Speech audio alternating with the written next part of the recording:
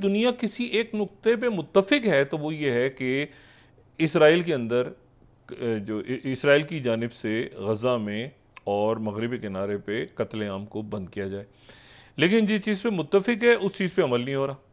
अच्छा, अमल के लिए अब ताज़ा तरीन क्या पोजीशन है, तो जी। पहले तो मैं नेटो को बताऊँ ना कि वहाँ पर क्या इंपॉर्टेंट बातें। एक तो ये है कि वहाँ यूक्रेन डिस्कस हो रहा है, लेकिन एलिफेंट इन द रूम जो है वो तो गज़ा है। वो तो असल तो मौजू ये है कि भाई उधर क्या, तो वहाँ पर जनाब अच्छा फिर जापान के भी पहुँचे हुए हैं जो कशीदा हैं वहाँ पे, साउथ कोरिया भी पहुँचा हुआ है। तो एक ये भी तासुर है कि भाई यहाँ पे अच्छा उनकी जापान की कोई बात भी चली है जिसके ऊपर चाइना ने रिएक्ट किया है, अमेरिका और जापान की कोई डिफेंस पैक्ट और ऐसे ज़ाहिर मौजूद हैं। तो लेकिन उस पर चाइना ने आगे से रिएक्ट किया कि चाइना यहाँ पे, चाइना ने कहा है कि ये पैसिफिक में नेटो को लाने की कोशिश जापान ना करे। लेकिन जापान और चाइना के दरमियान हमने पता पिछले दिनों मामलात इनकी मीटिंग्स भी हुई, ट्रायलैटरल मीटिंग्स भी हुई साउथ कोरिया की और जापान और चाइना की काफ़ी अरसे के बाद। तो ये अभी अभी इसमें क्लैरिटी नहीं है, देखते हैं कि नेटो, लेकिन नेटो में जो एक अहम मुलाकात हुई है वो विक्टर ऑर्बन की हुई है। विक्टर ऑर्बन जो है वो पहुँचे हैं और पहुँचने के बाद उनकी जो पहली पब्लिक मुलाकात हमें नज़र आई है वो नज़र आई है तुर्क सदर उर्दगन के साथ। और उसमें उन्होंने जो ओबन है उन्होंने कहा है कि जी आप मेरा जो पीस कमीशन है जिसमें मैं पहले यूक्रेन गया था, फिर मॉस्को गया था, फिर मैं चाइना गया था, मैं चाहता हूँ कि तुर्की मेरी उसमें मदद करे। तो ये एक बड़ी इंटरेस्टिंग बात है कि जो तुर्की है उसकी तरफ से। अच्छा, जो फ्रांस में जो लेफ़्ट विंग जीता है, लेफ़्ट विंग, और ज़ाहिर है मैक्रोन सेकंड, तो लेफ़्ट विंग ने कहा है जीतते ही कि हम यहाँ पे पार्लियामेंट अगर हमारी बनती है जैसे भी होती है सबसे पहले उसमें हम फ़लस्तीन को तस्लीम करेंगे बतौर रियासत, हम ऐलान करेंगे। और ये जो है ये उनकी तरफ से मतलब वो उन्होंने कहा है कि ये फ्रांस की पार्लियामेंट के अंदर हम करारदाद लेकर आएंगे और फ़लस्तीन को हम आज़ाद रियासत के तौर पे तस्लीम करेंगे फ्रांस के अंदर। इसके ऊपर बड़ी डिवीज़न है क्योंकि जो राइट विंग है वो बिल्कुल मुख्तलिफ ख्यालात रखती है, लेकिन यह है कि बहरहाल देखना ही है। लेकिन वो मैंने आपको बताया था ना कि वो चूँकि हिटलर से करीब करीब उनके नज़रिए हैं तो शायद वो भी कुछ इसी किस्म का, लेकिन वो फ़लस्तीनियों की हमायत में भी नहीं, तो अभी देखते हैं बहरहाल। और तीसरा जो इसमें इम्पॉर्टेंट बात है नेटो के अंदर वो ये है कि यूक्रेन को तो मेंबरशिप नहीं मिली और ये अब डिस्कशन यही हो रहा है कि ट्रंप ना आ जाए, मतलब ट्रंप आ गया तो क्या बनेगा नेटो का। और ये जंग तो खिंच गई, ज़ाहिर है अभी नवंबर तक तो गई जंग। तो अभी 3 रोज़, आज दूसरा रोज़ है, आज उनकी मुलाकात है प्रेसिडेंट बाइडेन की मुख्तलिफ रहनुमाओं के साथ कुछ देर में। तो देखना ये है कि वहाँ पे बायलैटरल मीटिंग्स हो रही हैं, सारा कुछ हो रहा है, लोग मिल रहे हैं आपस में कि वहाँ से क्या नेटो क्या बात करती है, क्या अलामिया सामने आता है, क्या बात सामने आती है। लेकिन इस दौरान जो मैंने आपसे पहले कहा ना कि जो असल मामला है, पूरी दुनिया की जो नज़रें लगी हैं वो यूक्रेन के साथ साथ वो लगी हैं गज़ा पे, गज़ा पे बहुत ज़्यादा। और गज़ा में रोज़ अभी भी खबरें आ रही हैं कि जी वहाँ पे एक स्कूल के ऊपर जो है वो बमबारी की और उसमें शहादतें हो गई। और सैयद हसन नसरुल्लाह ने जो है वो आज एक मजलिस से ख़िताब किया और वो ख़िताब में उन्होंने कहा है कि मैं मुकम्मल तौर पे हिज़्बुल्लाह जो है वो साथ फ़लस्तीनियों के और गज़ा में उनके साथ है। और इसी दौरान जब वो कर रहे थे तो वहाँ पे बैरूत से इतला आ रही है कि इसराइली जो है बॉम्बर्स आए और उन्होंने वहाँ पे जो है वो हमला वगैरह किया कुछ इलाकों में, लेबनन के कुछ जनूबी इलाकों में। तो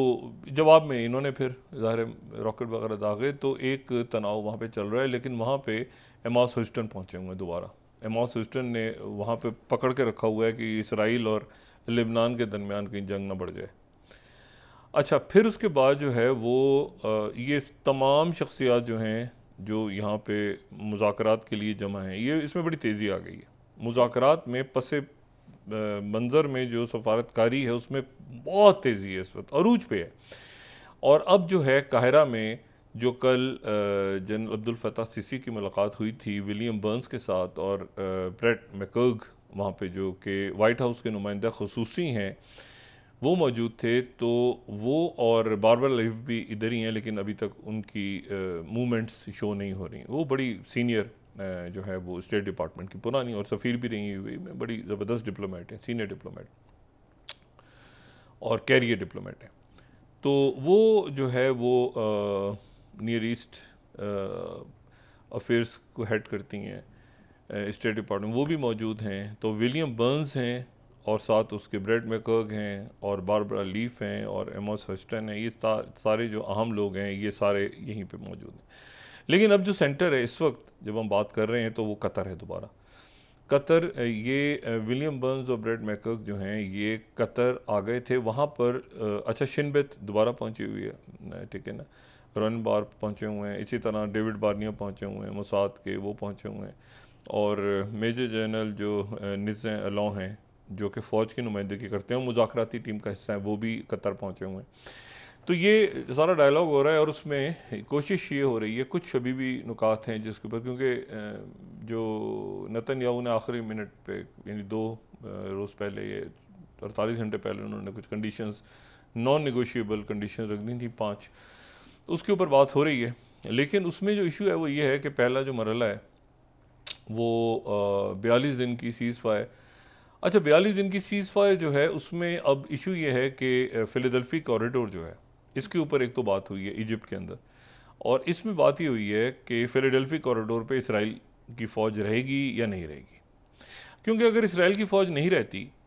देखिए दोनों तरफ से बहस अभी इस पर तय नहीं हुए, अभी बहुत इसमें इश्यूज़ हैं। क्योंकि उसकी वजह यह है कि अगर वो ये है कि अगर फिलाडेल्फी कॉरिडोर से ये हटते हैं, इसराइली फ़ौज हट जाती है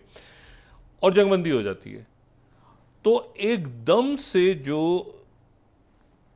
मिस्र से, और ये डायलॉग चलता है पहले फेज़ वाला, पहले फेज़ में ये है कि कुछ जो ख़वातीन कैदी हैं और जो ज़ख्मी हैं और मुअम्मर लोग हैं उनको रिहा करेगा, हमास उनको रिहा करेगी, और यहाँ से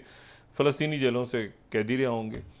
जिनके ऊपर नामों के ऊपर जो है अभी तक मुख्तलिफ नाम आगे पीछे हो रहे हैं, वो शेयर हो रहे हैं कि किन को छोड़ना है किन को नहीं छोड़ना, पहले मरहले पे क्या होगा, इसराइल को जो है वो तहफ़्फ़ुज़ात हैं पहले मरहले पे क्या। लेकिन इशू ये है कि पहले मरहले पे चूँकि इमदाद जारी हो जाएगी और इसराइल ये कह रहा है कि हम मुकम्मल इनखला नहीं करेंगे, बल्कि हम वहाँ पर कुछ जगहों पे रहेंगे, गुंजार आबाद इलाकों से हम हट जाएंगे। उसकी वजह ये कि जैसे ही जंगबंदी होती है तो इसराइल ये कह रहा है कि किसी मरहले पे अगर पहले मरहले के इख्तिताम तक अगर कोई ऐसा वाक़या पेश आ गया जिसके नतीजे में माहिदा टूट गया और माहिदा दूसरे मरहले पे नहीं गया या तीसरे मरहले पे नहीं गया, जिसमें तीसरे मरहले पे है ना अल्टीमेटली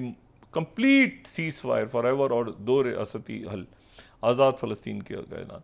वो कह रहे हैं किसी मरहले पे अगर ये मिसाल के तौर पे दूसरे मरहले पे टूट गया माहिदा,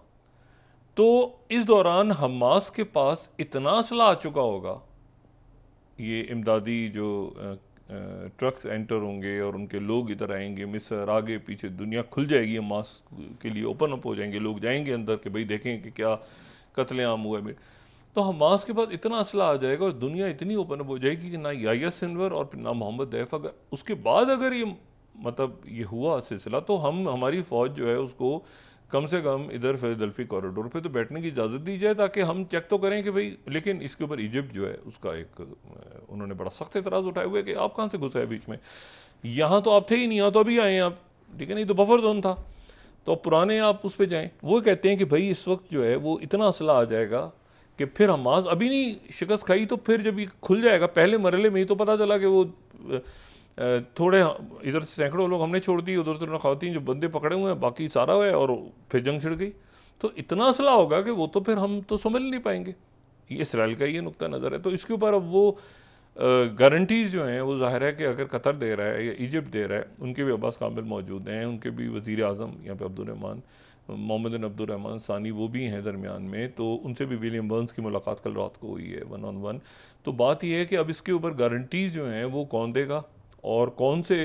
मुल्क वहाँ जाएंगे और वो फिर इंश्योर करेंगे इस बात को। ये देखिए बहुत एक बड़ा मामला है ना, और फिर उनको मतलब उनसे असला कौन लेगा, डीमिलिटराइज कैसे होगा वो पूरा इलाका, और हमास के लोग कैसे, और फिर क्योंकि वो देखें मतलब वो लड़े हैं, वो शहादतें हुई हैं, लोगों के ख़ानदान ख़त्म हुए, और एक दिन की कहानी नहीं है ये, तो 9 महीने एक तरफ है, उससे पहले जो कुछ होता रहा है। तो वो मतलब ऐसा तो नहीं है ना कि ट्रैप हो जाएं, और वो भी पूरा मुकम्मल जब तक उनके मामला भी तय नहीं होते, तो हमास याह्या सिनवर जो हैं वो दरमियान में याहिया सिनवर फैसला करेंगे, इस्माइल हानिया फैसला करेंगे और ये सारे मुल्क गारंटी लेंगे। तो अब ये हतमी शक्ल एक इसकी इख्तियार हो गई है और ये हो रही है कतर में मुज़ाकरात हो रहे हैं और उसमें पहले मरहले सीज़ फायर के ऊपर पहला हो रहा है कि सीज़ फायर का ऐलान हो जाए। इसराइल कह रहा है कि सीज़ फायर अगर हो गया तो सीज़ फायर की शराइत में एक तो ये कि हमारी कुछ फ़ौज रहे अंदर और अच्छा इसके ऊपर भी हमास को इतराज़ नहीं है। वो कहते हैं तो कुछ पॉकेट्स पे रह जाए फ़ौज ठीक है, लेकिन सीज़ फायर होना चाहिए और इमदाद जारी होनी चाहिए और ये कि कैदी हमारे रहे होने चाहिए। तो हमास बिल्कुल फ्लेक्सिबल, जिसके ऊपर इसराइल को और शक हो रहा है कि भाई ये क्यों फ्लेक्सिबल है। ये प्रपोजल इसराइल ने पेश किया था, ये बाइडेन को इसराइल ने खुद दिया था। अब जब हमास कह रही है अच्छा, तो ये इनको शक हो रहा है कि ये मान कैसे गए तो ये मसला अटका हुआ है दरमियान में। लेकिन इतनी बड़ी शख्सियात मौजूद हैं और ये तो बिल्कुल आप समझे ना अमेरिका को जिद करने वाली बात है इस वक्त और पूरी दुनिया को कि इस वक्त नेतन्याहू उनके काबू में नहीं आए। तो लेकिन चूँकि उन्होंने शिन बेथ दोनों तीनों बल्कि फ़ौज का बल्कि चारों, नेतन्याहू का दोस्त भी तो है ना फलक जो है, और फलक भी मौजूद है, फ़ौज का मेजर जनरल जो एलोन वो भी मौजूद हैं, जो डेविड बार्निया मोसाद के वो भी मौजूद हैं और जो शिन बेथ के सरबराह हैं वो भी मौजूद हैं। तो ये सारी शख्सियात जो हैं ये मतलब इसराइल का फुल पावरफुल सिक्योरिटी, अच्छा सिक्योरिटी इस्टेब्लिशमेंट ये ज़हन में रखें, इसराइल की सिक्योरिटी इस्टेब्लिशमेंट फ़ौज है ना और मिलिट्री है और जो उनकी शिन बेथ और जो मोसाद है वो पहले दिन से, वो तो था ना कि हम दुनिया में मारे, वो तो छोड़ दे नारेबाजी, वो कह रहे हैं कि ये डील कराओ, मतलब डील करो चाहे हमास को ही दे दो, इससे जान छुड़ा के बाहर निकलो, हम इस्तीफा देते हैं। मतलब वो अपनी नाकामी वो इसे जान छुड़ा रहे हैं, नेतन्याहू उठ के वो तो अब क्योंकि उन पे प्रेशर भी काफ़ी ज़्यादा आ गया, उनके कैबिनेट इंतहा पसंद यहूदी, अच्छा वो क्या बनेगा, सेटलमेंट का क्या बनेगा, ये भी सवाल है बहुत बड़ा। उन्होंने तो सारी आबादियाँ उठाई जाएंगी, तोड़ी जाएंगी, क्या होगा वहाँ से। और अरब ममालिक उसमें मुकम्मल तौर पर रिकन्स्ट्रक्शन करेंगे फिर गज़ा की, ठीक है ना, UAE, सऊदी अरेबिया, बाकी मुल्क सारे। तो ये जो है ये मामला अभी देखना ये है कि अगले 24-48 घंटों में वही वाली बात है कि बिल्कुल अब ऐसी जगह पे ही पहुँचे हुए हैं कि अब एक ऐलान ही होना है और ऐलान होगा इसराइल की तरफ से। यकीनन कि जाहिरियत थी, उनकी जाहिरियत को रोकने का ऐलान करते हैं, ठीक है ना, क्योंकि फ़लस्तीन, क्योंकि बाइडन हो सकता है बाइडन कर दें, कोई भी कर दे भाई, कत्ल आम तो रुके ना, लेकिन वैसे तो नेतन्याहू को बनता है कि जी हम इसको रोक रहे हैं अपनी जाहिरियत को। हो सकता है बाकी जो मीडिएटर्स हैं वो ऐलान करें, लेकिन ये है कि मामला जो है अब ये कतर में है। हो सकता है इनमें से कोई अच्छा जो वो हैं